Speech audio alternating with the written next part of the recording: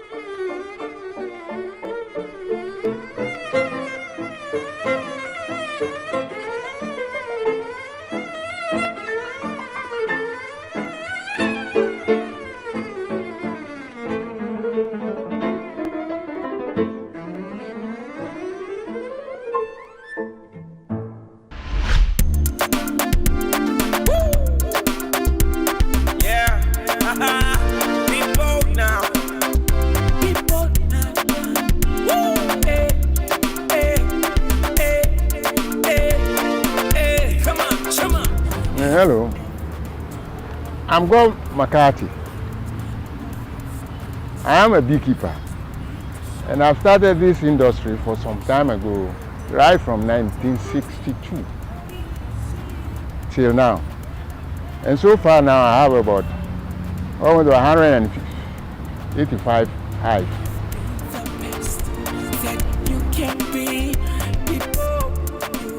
You see, beekeeping is a complete language.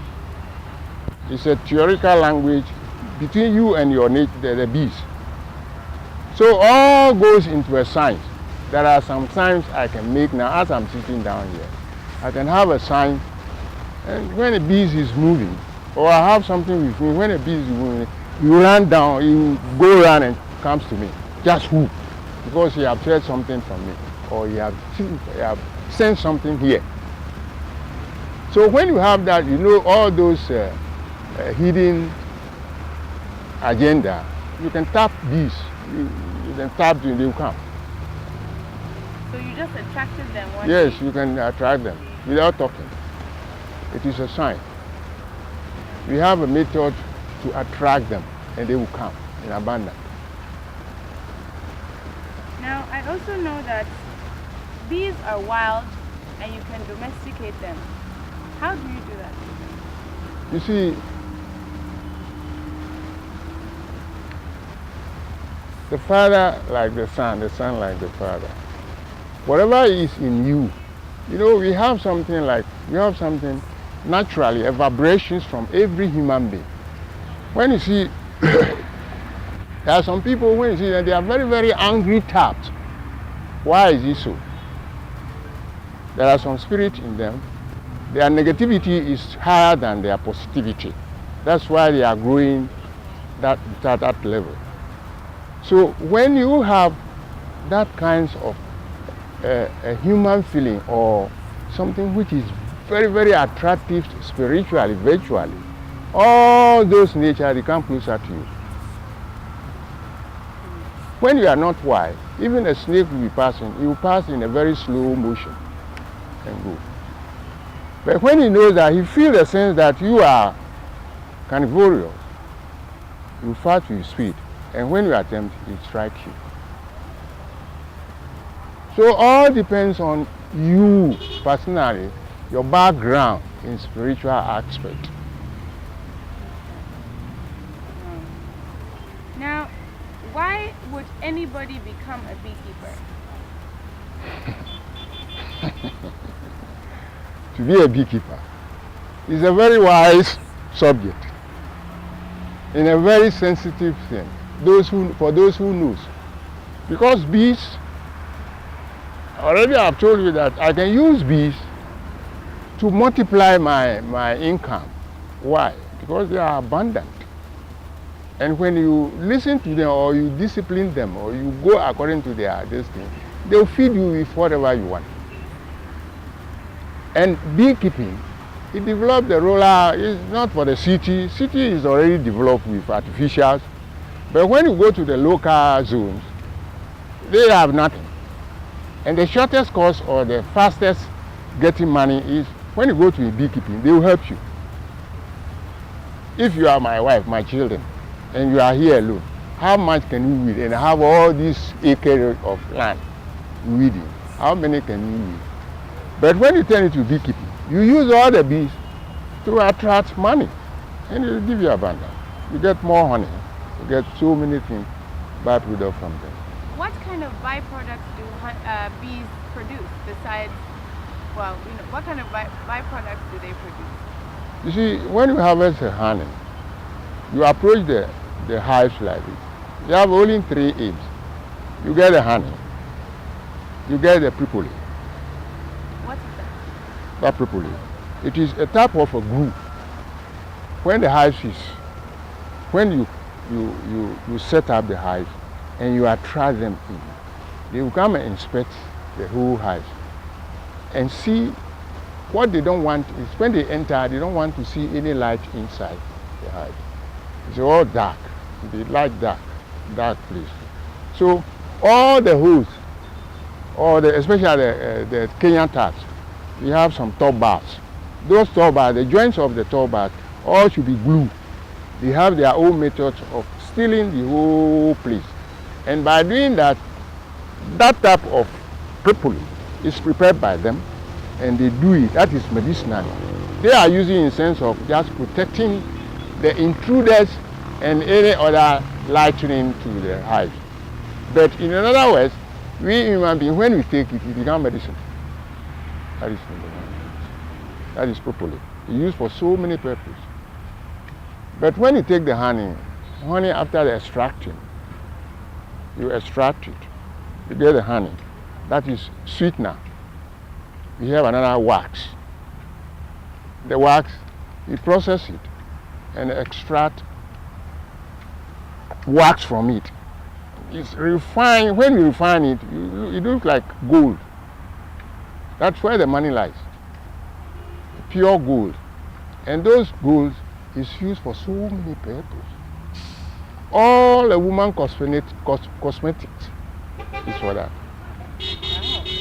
All the spray we use, lavender, is from that wax. You see? So, printing ink, everything you do with ink is from wax. Even at all, when you have a broken teeth, they can use wax to fill it for you. It all begins in a field where worker honeybees suck nectar from flower blossoms such as clover. They store it in their honey sac, then return to the hive where other worker bees suck it out and chew it, breaking down the nectar's complex sugars into 2 simple sugars called glucose and fructose. The bees then deposit the nectar into the cells of the wax honeycombs they've built. They fan it with their wings until most of its water content evaporates in the warm air of the beehive. What's left is thick and gooey honey. The bees then cap each honey-filled cell with beeswax. That's when the beekeeper steps in. Bees will sting if taken by surprise, so the beekeeper sprays the hive with smoke from burning pine needles, a scented warning that foreigners are about to enter the hive. Inside the hive are wooden frames hanging side by side, each holding a honeycomb. A hive can house hundreds of thousands of bees, all descendants of the prolific grand poobah of beedom, the queen bee. She's the big one in the middle. The queen bee lays up to 2,000 eggs a day, creating the workforce needed to feed and protect the colony. But the beekeeper tricks the colony's defenders. He replaces the hive's cover with a device called a bee escape, which smells like cherries. Bees dislike the scent, so most fly to the bottom sections of the hive. Another warning spray, and the beekeeper removes the bee escape. Now he can escape with the honeycombs.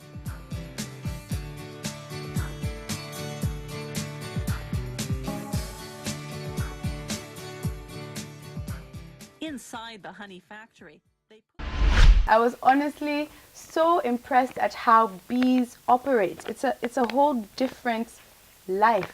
It really is. You know what I found really interesting too? How you talked about the queen or something that it's all about the queen. is it? Okay. Who lives for 5 years and the bees just die All the first the time bees they like sting 12 days. Generally, a bee's life is 12 days, but the queen is 5 years. So everyone is working for the queen.